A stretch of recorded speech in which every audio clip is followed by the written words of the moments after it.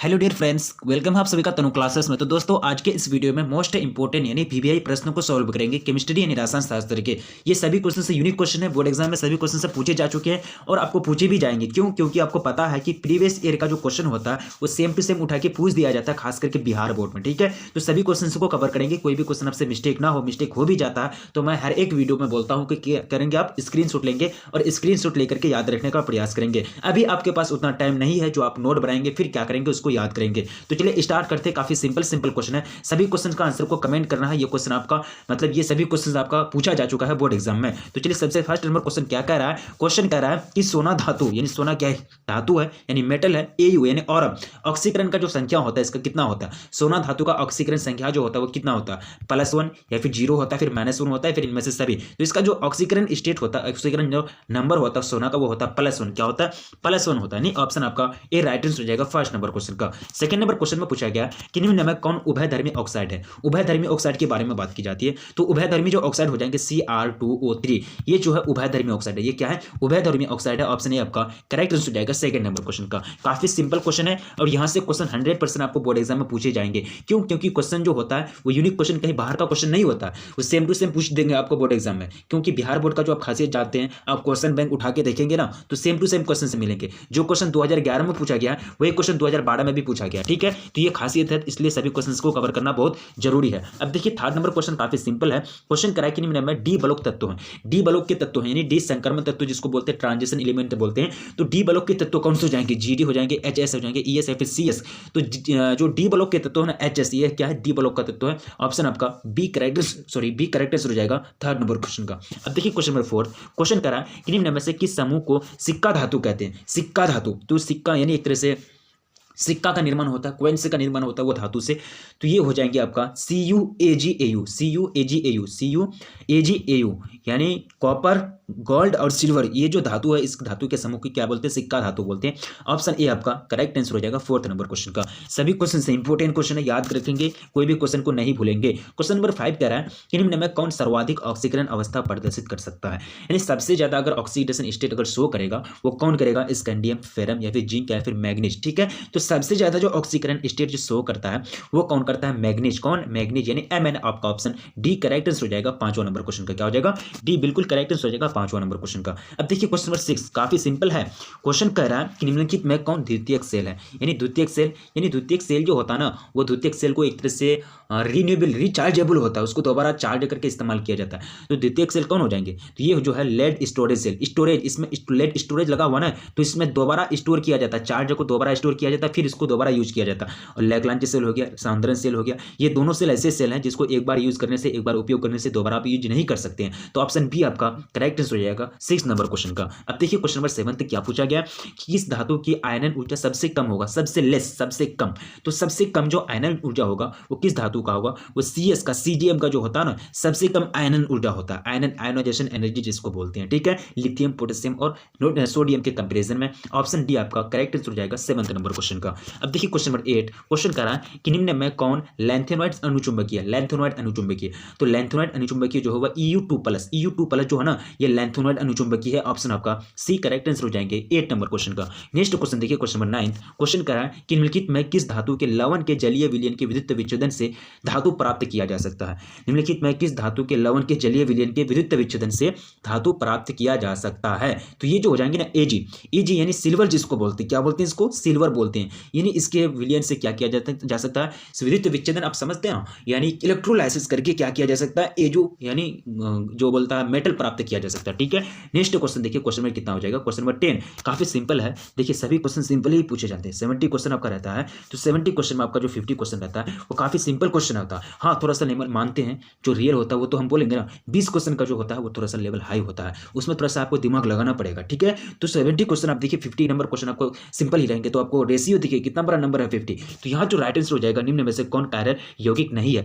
Chiral यौगिक के बारे में पूछा गया। ठीक है, तो कायरल यौगिक कौन नहीं होंगे? ये जो है ना 2 हाइड्रोक्सी प्रोपेनोइक एसिड, ये कायरल यौगिक नहीं होता है। ऑप्शन आपका बी करेक्ट आंसर हो जाएगा 10th नंबर क्वेश्चन का। अब देखिए क्वेश्चन में कितना की ओर बढ़ेंगे। क्वेश्चन क्या हो, सॉरी ये हो जाएंगे ब्रोमोपेंटेन होगा ना, कायरल यौगिक के बारे में बात की जाती है। ये कायरल यौगिक है ये कार्यल यौगिक है, सॉरी ये हो जाएंगे, ये 3 ब्रोमोपेंटेन नहीं होंगे, ये 3 ब्रोमोपेंटेन जो है ये कार्यल यौगिक नहीं होता, ये तीनों हो जाता। ठीक है, ऑप्शन ए आपका राइट आंसर हो जाएगा। क्या हो जाएगा? ऑप्शन ए बिल्कुल राइट आंसर हो जाएगा। चलिए 11वां नंबर क्वेश्चन करा कि एल्काइल हैलाइड के साथ शुष्क Ag2O की अभिक्रिया से बनता है। एल्काइल हैलाइड के साथ क्या किया जाता है? शुष्क यानी सूखे में Ag2O का क्या किया जा रहा है? रिएक्शन करवाया जा रहा है, अभिक्रिया करवाया जा रहा है। तो इससे जो फाइनली बनता है ना वो ईथर का निर्माण होता है। क्या होता है? ईथर का निर्माण होता है। ऑप्शन बी आपका करेक्ट आंसर हो जाएगा 11वें नंबर क्वेश्चन का। अब देखिए क्वेश्चन नंबर 12 में पूछा गया कि एल्काइल हैलाइड को अल्कोहल में परिवर्तित किया जाता है। एल्काइल हैलाइड को अल्कोहल में परिवर्तित किया जाता है कौन सा रिएक्शन के द्वारा? तो विस्थापन अभिक्रिया। कौन सा रिएक्शन? विस्थापन यानी डिस्प्लेसमेंट जो रिएक्शन होता है उसी के द्वारा एल्काइल हैलाइड को अल्कोहल में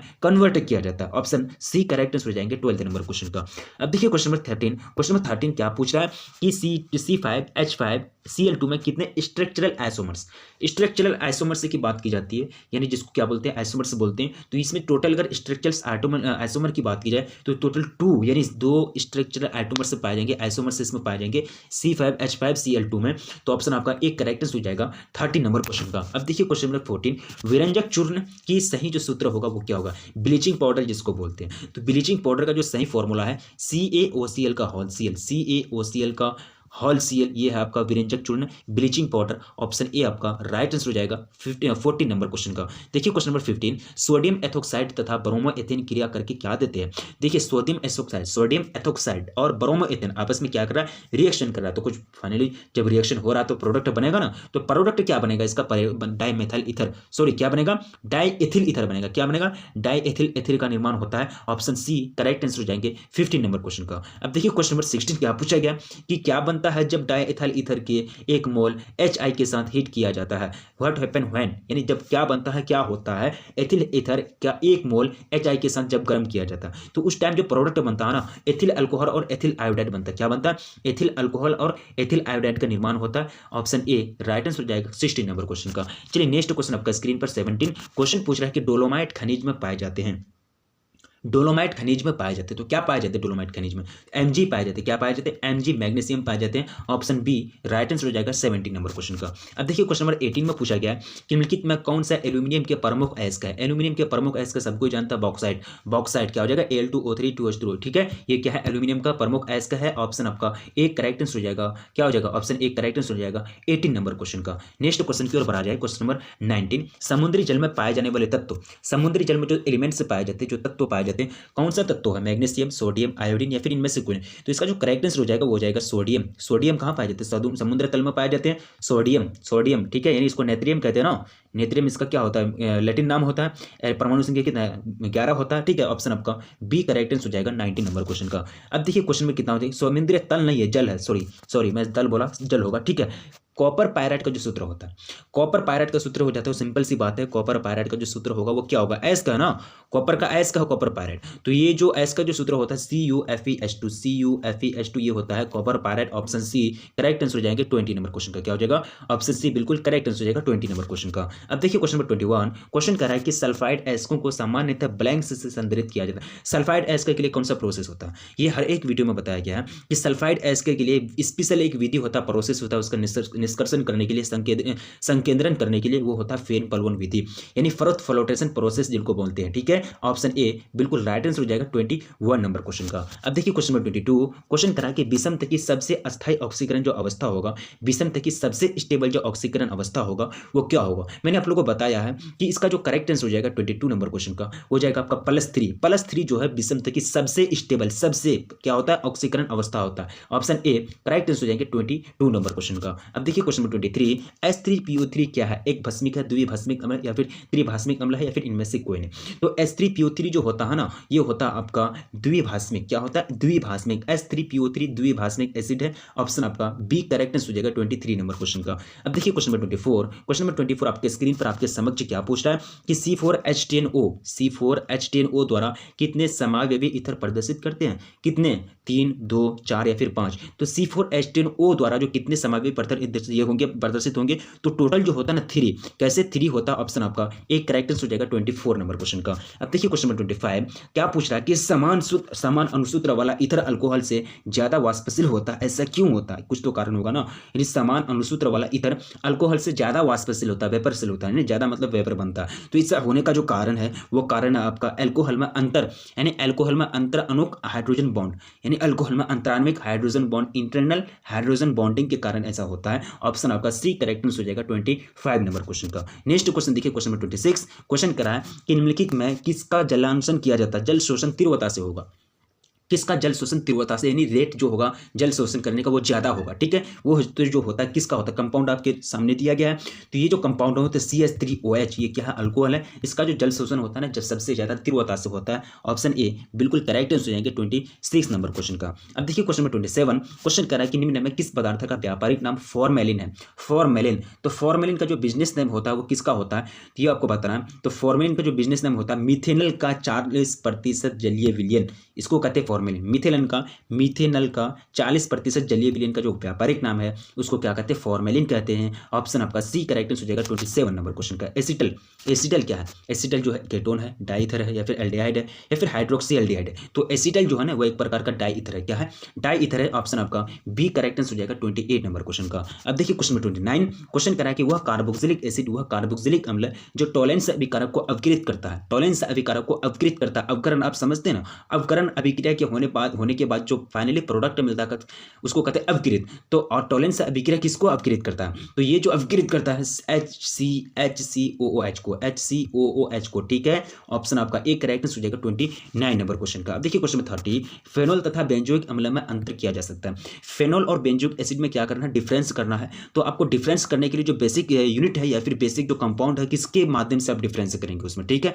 तो इसमें जो डिफरेंस किया जाता है NaHCO3 के द्वारा, किसके द्वारा, NaHCO3 के माध्यम से आप क्या कर सकते हैं, फेनोल और बेंजोइक में जो मेन डिफरेंस होता है उसको आप पता कर सकते हैं, आप उसको क्या कर सकते हैं, हाईलाइट में ला सकते हैं, ठीक है। ऑप्शन आपका एक करेक्ट आंसर हो जाएगा 30 नंबर क्वेश्चन का। नेक्स्ट क्वेश्चन देखिए, क्वेश्चन 31। क्वेश्चन करा कि निम्न में सबसे कम अम्लीय, लेस यानी लेस एसिडिटी जिसको पाया जाएगा, जिसमें पाया जाएगा वो आपको बताना। कंपाउंड आपके सामने दिया गया, 4 ऑप्शन है, करेक्ट ऑप्शन आप चूज करके निकालिए, ठीक है। तो यहाँ जो हो जाएगा वो हो जाएगा आपका पी मिथॉक्सी बेंजोइक। इसकी जो एसिडिटी होती है, अम्लीय जो होती है, सबसे कम होती है तीनों के कंपेरिजन में। किस किस के कंपेरिजन में, ये तीनों के कंपेरिजन में, ए बी और सी में, ए बी और डी में जो कंपाउंड आपको दिया गया है। ऑप्शन आपका सी करेक्ट आंसर हो जाएगा 31 नंबर क्वेश्चन का। अब देखिए क्वेश्चन नंबर 32। बेकेलाइट किस प्रकार का पॉलीमर है, किस प्रकार का पॉलीमर है, बेकेलाइट जो है ये किस प्रकार का पॉलीमर है। सिंपल सी बात है, हम लोग पढ़े हैं कि बेकेलाइट जो है वो एक प्रकार का कैसा पॉलीमर हो जाएंगे, संघनक पॉलीमर। ये क्या हो जाएंगे, कंडेंसेशन पॉलीमर, यानी संघनक पॉलीमर कहते हैं इसको, बेकेलाइट को। बेकेलाइट का जो इस्तेमाल होता है कहाँ होता है, जैसे कि बेकेलाइट का इस्तेमाल जो होता है इलेक्ट्रिसिटी फील्ड में किया जाता है, बोर्ड के निर्माण में, या जी एक तरह से बोर्ड वगैरह बनते हैं, चार्जर वगैरह बनते हैं, और स्विच वगैरह का जो निर्माण होता है, ये सब जो निर्माण होता है किसके माध्यम से, किसके मदद से, बेकेलाइट की मदद से होता है, ठीक है। तो ऑप्शन आपका सी करेक्ट हो जाएगा 32 नंबर क्वेश्चन का। अब देखिए क्वेश्चन नंबर 33। नाइयोप्रीन है क्या है, ये संश्लेषित रबर है, या फिर प्राकृतिक रबर का एकलक है, या फिर प्राकृतिक रबर है, या फिर वल्केनाइज्ड रबर है। तो ये जो नाइयोप्रीन है ना, ये एक प्रकार का कैसा रबर है, ये प्रकार का एक संश्लेषित रबर है, सिंथेस्ट यानी सिंथेसाइज्ड रबर है। ऑप्शन ए आपका करेक्ट हो जाएगा 33 नंबर क्वेश्चन का। अब देखिए क्वेश्चन नंबर 34। नायलॉन 6 बहुलक है, नायलॉन 6 किसका बहुलक है, ये कैप्रोलैक्टम का बहुलक है। किसका बहुलक है, कैप्रोलैक्टम का बहुलक है नायलॉन 6, याद रखेंगे। ऑप्शन आपका डी करेक्ट हो जाएगा 34 नंबर क्वेश्चन का। अब देखिए क्वेश्चन नंबर 35। प्रकृति में पाया जाने वाला पॉलीमर, यानी प्रकृति में, नेचर में जो पॉलीमर पाए जाएंगे, जो बहुलक पाए जाएंगे, वो क्या है, स्टार्च और नायलॉन, या फिर स्टार्च तथा सेल्यूलोज, या फिर प्रोटीन तथा नायलॉन, या फिर पीवीसी और प्रोटीन। तो ये जो प्रकृति में जो पाए जाते हैं, स्टार्च प्लस सेल्यूलोज, ये पाए जाते हैं किसमें, प्रकृति में, यानी नेचुरल में ये पाए जाते हैं, ये पॉलीमर पाए जाते हैं। ऑप्शन आपका बी करेक्ट हो जाएगा 35 नंबर क्वेश्चन का, ठीक है। अब नेक्स्ट क्वेश्चन देखिए, क्वेश्चन नंबर 36। क्वेश्चन करा कि निम्न में किस बहुलक में नाइट्रोजन उपस्थित है, निम्न में किस बहुलक में नाइट्रोजन उपस्थित है, प्रेजेंट है, बेकेलाइट में, या फिर पॉलीविनाइल क्लोराइड में, जिसको पीवीसी बोलते हैं। पीवीसी का जो इस्तेमाल होता है ना, इसका जो उपयोग किया जाता है वायर वगैरह बनाने के लिए किया जाता है। वायर जैसे कि आप इलेक्ट्रिसिटी में, आपका घर है, आप घर में देखे होंगे वायर है, तो वायर जो निर्माण होता है वो क्या, वायर का कवर, अंदर में तो एल्यूमिनियम होता है, अंदर में एल्यूमिनियम तांबा होता है, ठीक है, लेकिन कवर का जो निर्माण होता है ना वो पीवीसी के माध्यम से, पीवीसी का मदद से किया जाता है, ठीक है। तो यह कह रहा है कि निम्न में किस बहुलक में नाइट्रोजन उपस्थित है, तो ये जो उपस्थित होते हैं ना, ये होते हैं नायलॉन में। किसमें, नायलॉन में नाइट्रोजन की उपस्थिति पाई जाती है। ऑप्शन आपका उपस्थिति है, ठीक है, पाई जाती है, फिर उपस्थिति तो बात सेम है, ठीक है। ऑप्शन आपका सी करेक्ट हो जाएगा 36 नंबर क्वेश्चन का। अब देखिए क्वेश्चन नंबर 37। क्वेश्चन करा कि इनमें से कौन राल्ट नियम से धनात्मक विचलन प्रदर्शित करेगा, यानी पॉजिटिव डेविएशन जिसको बोलते हैं, पॉजिटिव डेविएशन कौन शो करेगा, राल्ट नियम, ठीक है। राल्ट नियम का जो पॉजिटिव डेविएशन शो करेगा वो करेगा आपका बेंजीन प्लस क्लोरोफॉर्म। हाँ, बेंजीन प्लस क्लोरोफॉर्म जो होता है ये धनात्मक पॉजिटिव डेविएशन को शो करता है, ठीक है। ऑप्शन आपका एक करेक्ट हो जाएगा 37 नंबर क्वेश्चन का। अब देखिए क्वेश्चन नंबर 38। क्वेश्चन कह रहा है कि कौन अनुसंख्यक गुणधर्म नहीं है, कौन अनुसंख्यक गुणधर्म नहीं है। यहाँ जो अनुसंख्यक गुणधर्म नहीं हो जाएंगे, जिसको क्वालिटेटिव प्रॉपर्टी बोलते हैं, ये मोलल उन्नयन स्थिरांक, मोलल उन्नयन स्थिरांक ये नहीं होता, ये नहीं होता। हिमांक में अवनमन हो गया, परासरण दर जिसको पाई से इंडिकेट करते हैं, पाई बराबर ICTR, कवथनांक में उन्नयन हो गया, ये सब जो है ये क्वालिटेटिव प्रॉपर्टी ये नहीं होता। मोलल उन्नयन स्थिरांक ऑप्शन आपका डी राइट आंसर हो जाएगा 38 नंबर क्वेश्चन का। अब देखिए क्वेश्चन नंबर 39 आपका स्क्रीन पर आपके समक्ष क्या पूछ रहा है कि किसका कवथनांक वायुमंडलीय ताप पर सबसे उच्च होगा, सबसे ज्यादा होगा। तो सबसे ज्यादा अगर कवथनांक होगा तो वो किसका होगा, तो इसका होगा हाँ 0.1 मोलल, 0.1 मोलल C6H12O6 का ग्लूकोज का मोलल है। देखिए कैपिटल M मोलर को इंडिकेट करता है और स्मॉल m मोलल को इंडिकेट करता है। फॉर्मूला जानते हैं ना, आपको पता क्या डिफरेंस है, इसमें आपको गलती नहीं करनी है। ऑप्शन आपका डी करेक्ट हो जाएगा 39 नंबर क्वेश्चन का। अब देखिए क्वेश्चन में कितना हो जाएगा 40। H3PO3 है, सिंपल सी बात है, द्विभाषमिक है, सिंपल सी बात है, द्विभाषमिक है H3PO3, ऑप्शन बी करेक्ट हो जाएंगे, क्या हो जाएंगे ऑप्शन बी करेक्ट हो जाएंगे। चलिए नेक्स्ट क्वेश्चन आपका स्क्रीन पर 41। 5 ग्राम ग्लूकोज 20 ग्राम जल में घुलनशील है, यानी फिर घोला गया, तो विलय का भार प्रतिशत क्या होगा। 5 ग्राम जो होगा ग्लूकोज जो है वो 20 ग्राम जल में घोला गया है, तो विलियन का आपको भार प्रतिशत पूछा जा रहा है। ठीक है, तो विलियन का भार प्रतिशत आपको निकालना है। तो विलियन का जो भार प्रतिशत निकलेगा कितना निकलेगा, 5 हो जाएगा, ऊपर में 5 करेंगे, आपको क्या किसका ऊपर में जो 5 ग्राम ग्लूकोज है ये क्या हो जाएंगे, सॉलिड हो जाएंगे, घुलने वाले हो जाएंगे। और जो घुलायक है कौन है, विलायक कौन है, 20 ग्राम जल है। ठीक है, तो 20 ग्राम जल को ऊपर रखेंगे और टोटल कितना विलियन का भार नीचे रखेंगे, टोटल विलियन का भार को निकालना है। तो टोटल विलियन का भार कितना हो जाएगा, 20 ग्राम प्लस 5 ग्राम, तो 25 ग्राम नीचे हो जाएगा। ग्राम ग्राम कटा, 100 से गुना कर देंगे प्रतिशत निकालने के लिए। जब भी प्रतिशत की बात आ जाती है वह 100 से मल्टीप्लाई होता है। ठीक है, 25 × 4 यानी 100 हो जाएगा, 4 × 5 इज इक्वल टू 20%। ठीक है, ऑप्शन बी आपका करेक्ट आंसर हो जाएगा। 41 नंबर क्वेश्चन का क्या हो जाएगा, ऑप्शन बी करेक्ट आंसर हो जाएगा। चलिए नेक्स्ट क्वेश्चन आपका स्क्रीन पर 42। सोडियम तथा पोटेशियम क्रिस्टलीकृत संरचना है। सोडियम और पोटेशियम है ना, FCC BCC SCA फिर ट्राइक्लिनिक, तो ये जो होते हैं ना ये होते हैं BCC में आप जानते हैं प्रत्येक एटम जो होता है प्रत्येक कॉर्नर पर एक एटम उपस्थित रहता है, प्रत्येक कोना पर, उसके बाद बीच में सेंटर में एक एटम उपस्थित रहता है। ठीक है, उसी को कहते हैं BCC यानी बड़ी सेंटर्ड क्यूबिक यूनिट सेल। ठीक है, ऑप्शन आपका बी करेक्ट हो जाएगा 42 नंबर क्वेश्चन का। अब देखिए क्वेश्चन नंबर 43 में पूछा गया कि लेड जिरकोनेट है, लेड जिरकोनेट है, क्या है लेड जिरकोनेट, यह है एंटी फेरो इलेक्ट्रिक, ऑप्शन आपका ए करेक्ट हो जाएगा 43 नंबर क्वेश्चन का। अब देखिए क्वेश्चन नंबर 44, क्वेश्चन करा है कि घनीय संरचना में परमाणु ए कॉर्नर पर तथा बी जो है फेस पर उपस्थित है, तो यौगिक का सूत्र बताइए। सिंपल सी बात है, थोड़ा सा ध्यान देंगे, आपका मिस्टेक नहीं होना चाहिए। हम स्ट्रक्चर ड्रॉ करते हैं, स्ट्रक्चर क्या ड्रॉ करते हैं, हमको सबसे पहले परमाणु जो है ना वो केंद्र का तो ये कॉर्नर पर सजाना है। ठीक है, कॉर्नर पर कौन परमाणु है भाई बताएंगे, ए जो परमाणु है कॉर्नर पर है, ए करके 8 कॉर्नर हो जाएंगे, 8 कॉर्नर गुना 1/8 कंट्रीब्यूशन कितना हो जाएगा 1 हो जाएगा। तो ए की जो संख्या निकलेगा कितना निकला, 1 निकला। ए जो एटम है इसका टोटल संख्या कितना निकला, क्रिस्टल में 1 निकला। 8 यानी 8 कॉर्नर पर है ना, ए एटम कॉर्नर पर है, कोना पर है, 8 कोना है, 8 से 1/8 गुना हो जाएगा, क्योंकि जो कॉर्नर पर आता है वो उसका 1/8 कंट्रीब्यूशन होता है, योगदान होता है। तो 1/8 × 8 इज इक्वल टू 1, तो 1 का ए एटम का संख्या 1 निकल गया। बी जो है फेस पर है, और हम लोग जानते हैं कि कोई भी जो क्रिस्टल है, कोई भी जो क्रिस्टल सिस्टम होता है क्यूब टाइप का होता है, और क्यूब का जो फेस होता है टोटल 6 होता है। कितना होता है 6, तो 6 इंटू क्या कर देंगे 1/2। 1/2 क्यों करेंगे, क्योंकि जो फेस के सेंटर पर जो एटम उपस्थित रहता है वो अपना 1/2 कंट्रीब्यूशन देता है, 1/2 का योगदान देता है क्रिस्टल के निर्माण में। तो 1/2 × 6 क्या हो जाएगा 3। तो बी की एटम संख्या कितना निकल गया 3 निकल गया। तो ए एटम की संख्या निकल गया आपका 1 और बी एटम की संख्या आपका निकल गया 3। ठीक है, सिंपल सी बात, आप क्या करेंगे 3 निकला। तो यहाँ देखिए, अब यहाँ देखिए कि ए बी हो जाएगा, ए बी 3 हो जाएगा, इसका क्या हो जाएगा ए बी 3, क्योंकि ए बी 3 हो जाएगा ना, तो ऑप्शन बी आपका करेक्ट आंसर हो जाएगा। क्या हो जाएगा ऑप्शन बी करेक्ट आंसर हो जाएगा 44 नंबर क्वेश्चन का। देखिए यहाँ ए बी 3 कैसे निकला, सिंपल सी बात है, आगे वाला जो होता है ना अणु होता है और पीछे वाला परमाणु होता है। अगर यहाँ हम ए लिखते हैं, यहाँ अगर हम 4 3 लिखते हैं, आगे 4 लिखते हैं और बाद में 3 लिखते हैं, तो आगे वाला अणु होता है, उसके बाद में जो लगता है उसको परमाणु कहते हैं, पीछे वाला परमाणु आगे वाला अणु। ठीक है, आगे अणु पीछे परमाणु। तो यहाँ बी जो बी का परमाणु संख्या कितना है 3, हम लोग वहाँ कितना निकाले थे 3 निकाले थे, और यहाँ ए का परमाणु संख्या कितना है कुछ नहीं है तो 1 है, और बी के सब के आगे कितना 1 लगा हुआ, तो 1 मोल हो जाएगा ए बी 3, ऑप्शन आपका बी करेक्ट आंसर हो जाएंगे। छोटी छोटी कॉन्सेप्ट को समझना है, नहीं तो फिर वहाँ गलत टिक करके आएंगे एग्जाम हॉल में आप। ठीक है, इसलिए आप लोग छोटी छोटी कंसेप्ट को ध्यान से देखेंगे, ध्यान से समझने का प्रयास करेंगे। क्वेश्चन पूछा गया कि घनीय क्रिस्टल में एलिमेंट सिमेट्री की जो संख्या होती है वो कितनी होती है। एलिमेंट सिमेट्री की जो संख्या होती है घनीय क्रिस्टल में टोटल जो होती है कितना होती है 23 होती, कितना 23, ऑप्शन सी करेक्ट आंसर हो जाएंगे। सॉरी 46, एनायन वैकेंसी में फंसे हुए इलेक्ट्रॉन को क्या कहते हैं?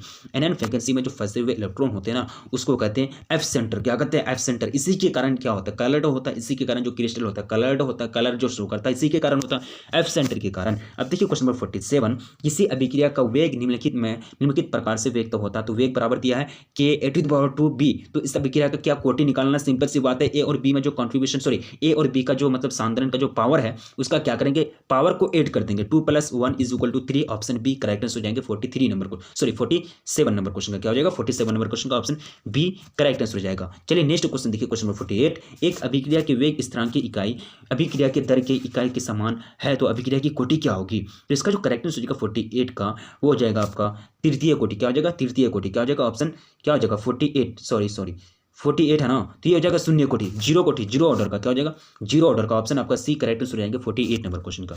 अब देखिए क्वेश्चन नंबर 49, किसी अभिक्रिया ए और बी दिया है, ठीक है। गतिक अध्ययन से ज्ञात किया हुआ कि ए सांद्रण का 4 गुना बढ़ा देने पर अभिक्रिया की जो दर होगी, रेट होगी, इस अभिक्रिया का कोटि क्या हो जाएगा? 2 गुना हो जाता है, ठीक है।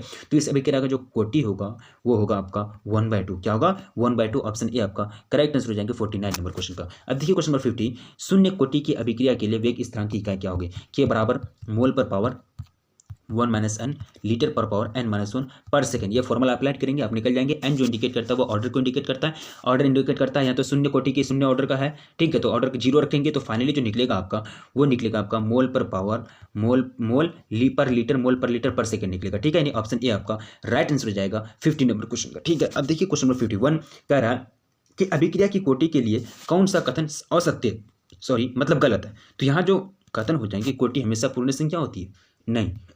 कोटि संख्या हमेशा पूर्ण संख्या होती है, नहीं होती है। 1/2 अभी जस्ट हम लोगों ने हल किया, तो ऑप्शन आपका सी करेक्ट आंसर हो जाएगा 51 नंबर क्वेश्चन का। ये सभी क्वेश्चन से यूनिक क्वेश्चन है, बोर्ड एग्जाम में यहाँ से आपको directly same to same question देखने के लिए मिलेंगे, इसलिए आप किसी भी हाल में ये सब क्वेश्चन को नहीं भूलेंगे, सभी क्वेश्चन को याद रखने का प्रयास करेंगे, ठीक है। तो अगर अभी तक वीडियो को लाइक नहीं किए हैं तो प्लीज़ वीडियो को क्या करेंगे, वीडियो को लाइक कर देंगे और अपने दोस्तों में जम करके एक बार शेयर कर देंगे। चैनल पर पहली बार विजिट करें तो प्लीज़ चैनल को सब्सक्राइब कर लेंगे, क्योंकि चैनल पर आपको वो मटेरियल प्रोवाइड की जाती है जो बोर्ड एग्जाम के लिए काफ़ी महत्वपूर्ण होता है। अच्छा प्रदर्शन के लिए अच्छा मटेरियल से होना बहुत जरूरी है, ठीक है। तो रखिए अपना ख्याल, मिलेंगे फिर नेक्स्ट वीडियो में, तब तक के लिए।